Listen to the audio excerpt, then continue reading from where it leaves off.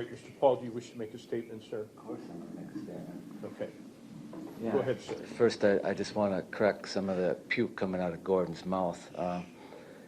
Whatever this 2012, I mean, this is how this stuff starts, this fabrication, these wild stories, wild imagination. I was never charged with any possession in 2012. I believe that was Stephanie.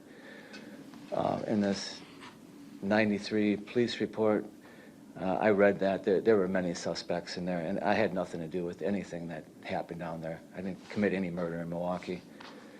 And this stuff about being a parent, I was only a parent till Layla was about 9 years old. I was never given a chance to be a parent after that age because of all the goofy stuff that was happening here in court with the chips and custody and all that. And one of the state doctors that was prescribing Layla medication ended up losing his license because he was over-prescribing to minors. I think that's one of the reasons why Layla was on so much medication when she was younger.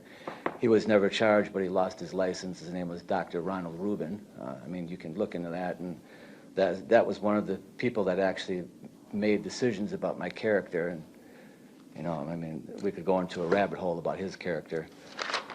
And I just want to make a statement about this case. I look at the justice system here in the United States. It's about winning. It's not about the truth. The U.S. has 4% of the world's population. 20% of the people behind bars on this planet are here in the United States or on probation. Why? Maybe sham trials. And I think this was definitely a sham trial called Making a Murderer here in Waukesha. It was definitely a pseudo-sham trial where psychopaths in suits fabricated extreme circumstantial events and turned them into their wild imagination. No wonder why they get away with manufacturing charges. The public and jury believe these lies and story. Missing in this whirlwind of hysterical hyperbole I was seen with 3 little green men hovering above the woods in a dish-shaped object going down in a beam of light. The good old boys, for some reason, didn't focus on the truth that the scalpel found in the woods was most likely used by Stephanie's own hand, and then possibly a seizure, because I was never in the woods. The dog and truck was prejudiced against me. It was just blatantly silly and probably thought out in advance. The detectives tried to alter the suicide note right here in court, right before the court's eyes. Crazy enough, Stephanie's heroin and drug charges back in 2013, the same DA's office wanted Stephanie in prison for a long time or institutionalized and considered her dangerous. Maybe if these so-called professionals did their job, we wouldn't be here. How deep does this rabbit hole go? Well, maybe one day on review for this huge blunder, these people here better have the right answers, because I am the only victim here. I'm the one being murdered by the new Gestapo. All the testimony showed no smoking gun, except the police think or thought I did something.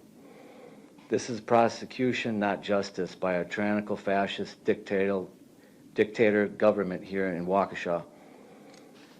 Coming to my house with a tank and then wondering why I couldn't remember accurate details about the person phone. It's amazing I can remember anything. Yes, I did exhibit some odd, maybe strange paranoid behavior by not calling the police. But if you look at my past cases fabricated against me, where I told the truth and I was still charged. Also, Stephanie was involved in some of that fabrication too. This took years off my life fighting. Opera and the Klan know what I mean.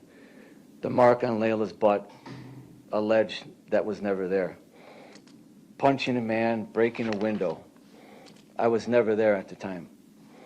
Just like this case, I was never in the woods.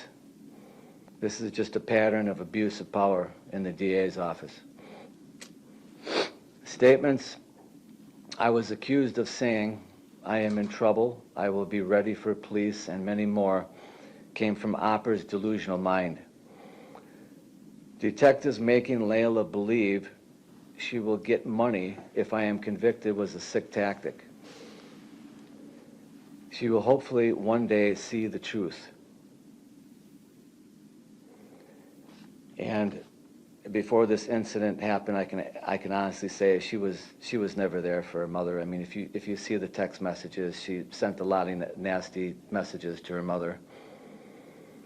And I'm ashamed that she's my daughter and part of the Pavlon's clan. I'd like to say more on that, but not now. Stephanie and I had some fights, as in any relationship, but never to the level of murder. Texts about alleged violence were over-exaggerated. She used to tell me all the time, and my family, that her father used to beat her. Is it true? I don't know. I do know that drug addicts will say anything to get sympathy and attention. When I first met Stephanie, I helped her get off drugs, drinking. I got her a job, a car, I got her license back, and out of a gang in Milwaukee. Her mother knows how she broke her wrist. Off drugs and alcohol, Stephanie was a kind, giving, and loving woman.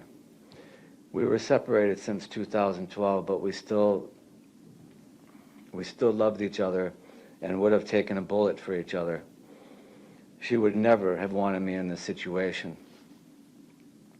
I love and miss the drug-free, hype-free side of Stephanie. However, I became tired of her problems and addiction.